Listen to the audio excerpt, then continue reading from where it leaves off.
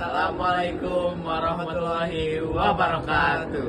Perkenalkan, nama saya Hansa Jibna dengan NIM 12580404109. Perkenalkan, nama saya Muhammad Nafri Rais Arasik dengan NIM 125804096.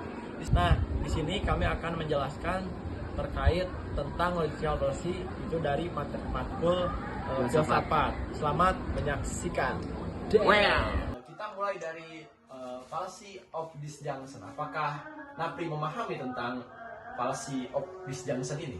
Saya sebenarnya kurang paham gitu ya di fallacy of disjunction ini. Saya pahamnya di fallacy of forced hypothesis. Oke, maka dari itu Hadris pribadi ingin menjelaskan gitu tentang fallacy of disjunction ini.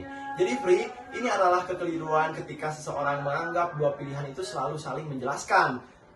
Padahal keduanya ini benar dan benar sekaligus kesalahannya ada pada penyampitan pilihan atau fase dilema gitu ya. Contohnya sederhananya seperti ini, Pri.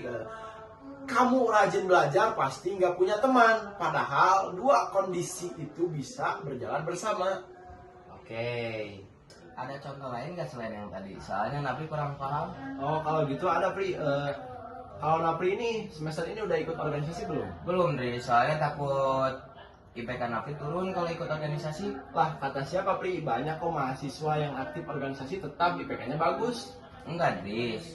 Soalnya kalau pilih organisasi atau akademik nggak bisa dua-duanya, Dris. Nah, dari pernyataan Napri itu sudah termasuk fallacy of disjunction. Kenapa pernyataan tadi bisa dimasukkan kepada fallacy of disjunction? Ya, karena Pri memaksa pilihan seolah cuma ada dua, padahal kenyataannya bisa kedua-keduanya berjalan. Oh, begitu, Dis. Oke, baik. Aku sudah paham. Nah, selanjutnya Pri, pembahasan selanjutnya yaitu ada fallacy of foreign hypothesis. Nah, di sini belum terlalu memahami gitu. Apakah Napri sudah memahami hal tersebut? Oh, fallacy of foreign hypothesis, Dis. Iya, Napri. Jadi, fallacy of foreign hypothesis ini ketika seseorang memaksakan kesimpulan padahal buktinya belum cukup, Dris. Oh, kayak nyari alasan gitu ya biar kesimpulan sesuai keinginan meskipun bukan sesuai fakta gitu. Iya, Dris. Jadi, misalnya nih, contohnya dosen gak masuk nih hari ini. Nah, Napri itu mikirnya, pasti dosen ini males nih ngajar di kelas kita. Padahal kan masih ada Alasan-alasan yang lain. Iya, alasan-alasan yang lain, Dris. Kayak semisal macet, Macet. hujan gitu kan. Iya. Oh. Gitu. Itu Dris. masuknya berarti ke fallacy of foreign hypothesis. Iya. Kira-kira Pri ada contoh lainnya nggak selain tadi tentang dosen gitu yang kamu sampaikan?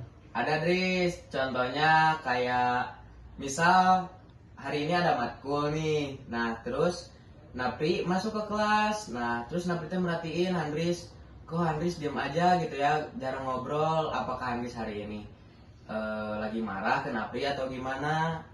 Nah, padahal mah Handris tuh nggak lagi marah. Kayak misalnya semalaman habis ngerjain tugas jadi pusing. Masih banyak opsi lainnya sebenarnya mah. Nah, selanjutnya Pri yaitu adalah fallacy of appealing to pity. Apakah Napri sudah paham gitu kan? Napri kurang paham, Dis, kalau fallacy of appealing to pity itu. Nah, jadi fallacy ini biasanya terjadi ketika seseorang menerima permintaan argumen dengan cara memancing belas kasihan gitu, Pri. Oh, jadi bukan argumennya yang kuat, tapi drama yang dibesar-besarkan seperti itu, Dris. Ya, jadi yang suka didramain gitu loh. Oh, alah. Contohnya gimana? Contohnya fallacy of appealing to pity itu kayak gini, Pri. Nah, Pri, tugas kelompokmu udah dikerjain belum? Belum, Dris, soalnya aku tuh capek banget.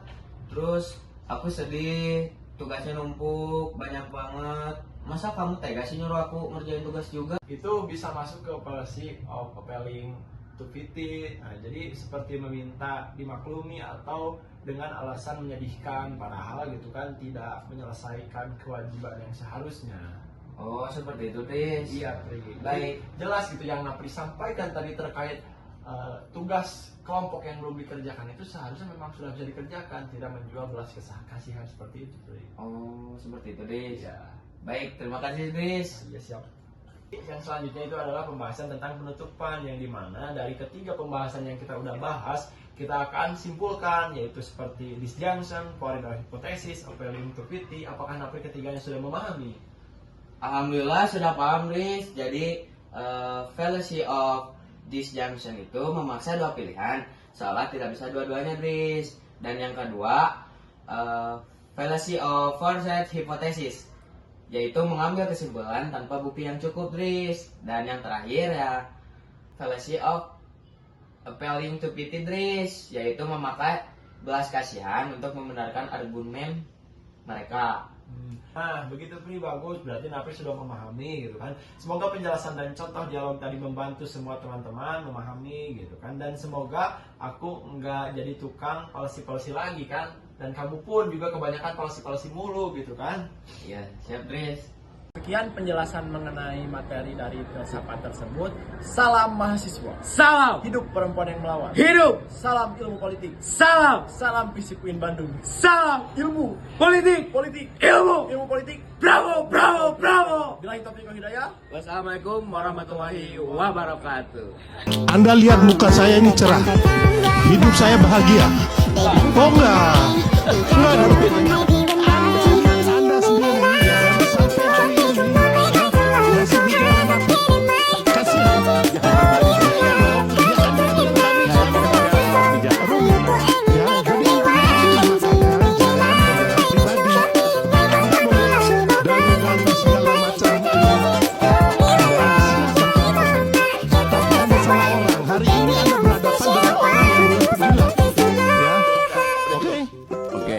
Oke, satu ikan kepancing. Oke, Leng.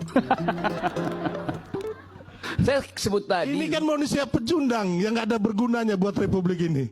Saya belum tahu gunanya Anda buat republik ini. Saya belum pernah dapat loh. Siapa yang mau terangkan kegunaan saya? Iya. Berguna nggak saya? Makasih.